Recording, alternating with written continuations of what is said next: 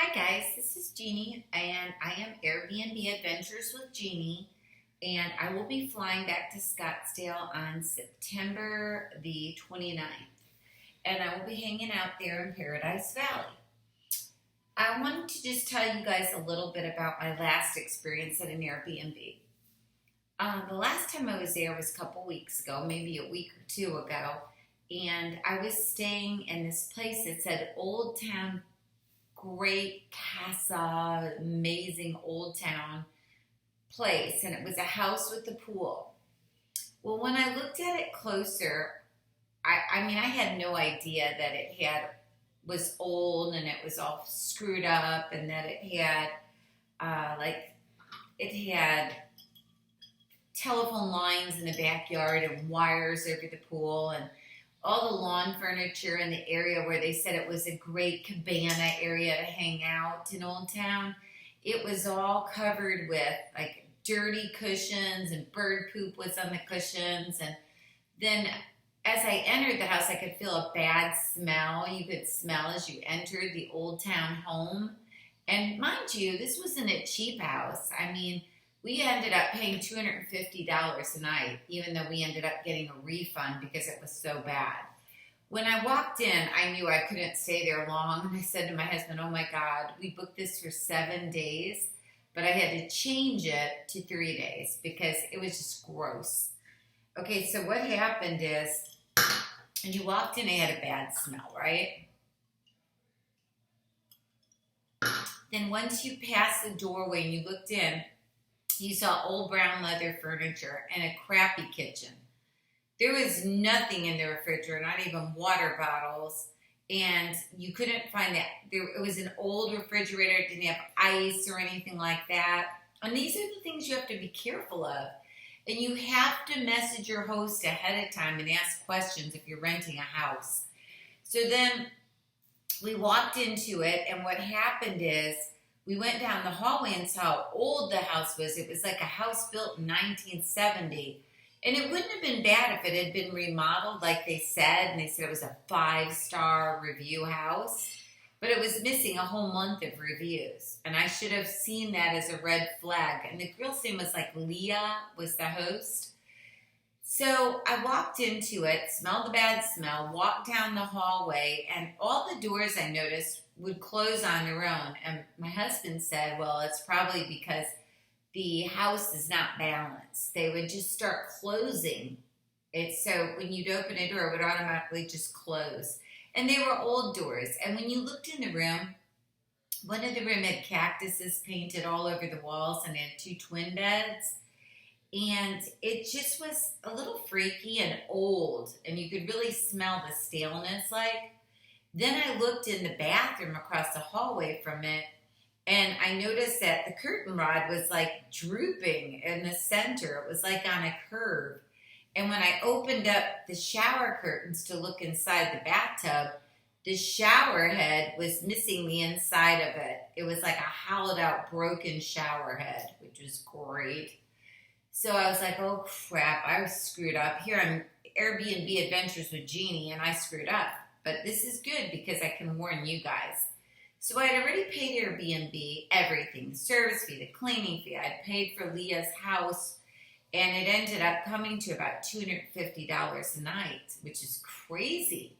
So then I went in the master bedroom and saw it, and it was just average, nothing great. It had black like cloth on the doors that lead out to the pool area and the cabana area. Black like plain old cloth. So it was kind of creepy. And then I looked to my left, and there was a master bathroom, and it was so tiny. It was like walking in the teeniest closet you've ever seen. You could barely move around in the bathroom. It was just the sink, the toilet, and that's it. So I did send all these photos, by the way, to Airbnb to let them know what it actually looked like. That was totally different from what she had shown on her site about her Airbnb. So then I look in that bathroom, and it has a tiny shower, so small you can barely turn around in it. And then my husband used it one night and said, "You're not going to like this." I said, "Why?" He said, "The water comes out so hard on the shower head that it blasts you and it hurts your skin. He said, I don't think you're going to want to get in here. So then I walk out in the pool area and I go, oh my God. And I look to my left and my right. And there's these huge phone lines with wires hanging. And I'm like so hating like cell towers. I won't ever stay anywhere near a cell tower. And here's these ugly phone lines right in the backyard where the pool is. And the pool was nice. It wasn't bad. But around it was all this old junky furniture. And they had one little umbrella plugged into the beach area, and it was just a cheap old umbrella. So then I went to the pool area and I looked at the cabana area, and that was just this orange like cushioned furniture with bird poop on it and a big stain on one of the cushions. And I thought, oh, this is really lovely, you know. Wasn't like the pictures at all. And this was my first experience with Airbnb where it wasn't what the pictures showed or the description showed. So I was kind of shocked because I hadn't been through that yet. And again, that's why I did this channel. I know I'll be staying in a lot of them, so I wanted to warn you. Then the host, I've always had great people hosting all these Airbnbs, but this lady, Leah, was kind of odd.